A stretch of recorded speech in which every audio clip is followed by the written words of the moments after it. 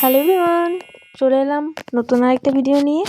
তো এর আগে তোমরা দেখতে পেয়েছিলে আমি রেডি হয়ে গিয়েছিলাম, আর এখন আমরা বেরিয়ে পড়েছি ঘুরতে যাওয়ার জন্য।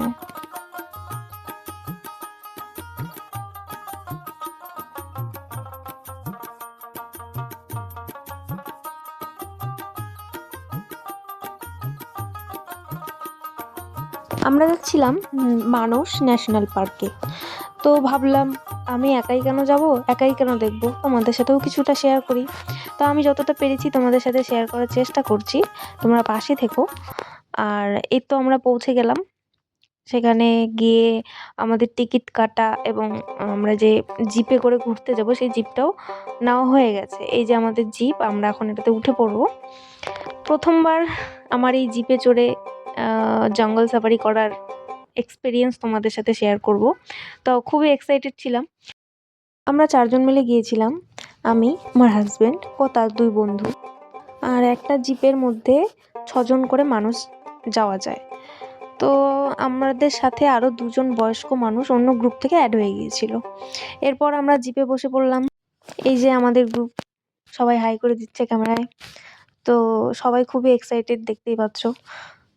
আমার হাজব্যান্ডের যদিও এটা সেকেন্ড টাইম জঙ্গল সাফারি মানুষে, বাট আমাদের ফার্স্ট টাইম। তো খুবই এক্সাইটেড, জানি না কি দেখতে পাবো, মেন কথা বাঘ দেখতে পাবো কি না। আর যেতে যেতেই ফার্স্টেই ময়ূর দেখতে পেলাম। আমাদের নর্মালি বেঙ্গলে যেসব ময়ূর দেখেছি বা রয়েছে, ময়ূরের পালকটা এতটা লম্বা থাকে না, কিন্তু এখানকার ময়ূরগুলোর পালকটা অনেকটাই লম্বা ছিল। এরপরেই যেতে যেতে দেখতে পেলাম গন্ডার।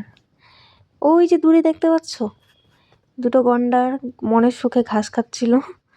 তো আমরা আর বেশি তাদেরকে ডিস্টার্ব করিনি, তারা তাদের মতো ঘাস খাচ্ছে, আমরা আমাদের মতো শুধু সাইড থেকে হালকা করে ছবি ভিডিও তুলে নিয়ে আবার সেখান থেকে রওনা হয়ে গেছি। গন্ডার দেখা পাইছো? দাঁড়া দেখি, পাশের থেকে দেখছিলি, আজকে দেখে বলে আজকেও তো গাড়ির থেকেই দেখতেছি। তাহলে দেখতেই তো পেলে কতটা এক্সাইটেড ছিলাম আমি। আর এই এক্সাইটিংটা খুব বেশিক্ষণের ছিল না, কারণ জঙ্গলটা এত বড় ধারণারও বাইরে।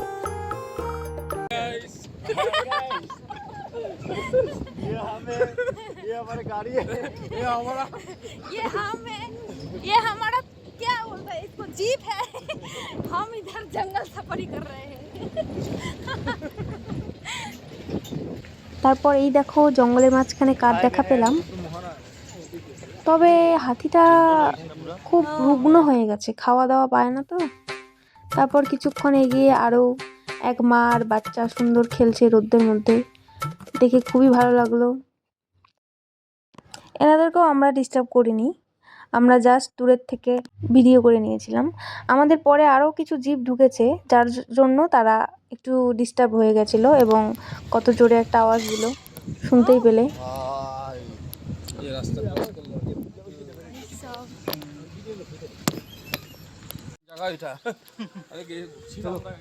তারপর জিপ থেকে নেমে গেলাম 10 মিনিটের জন্য, সবাই ফটো ভিডিও করে নিচ্ছিল।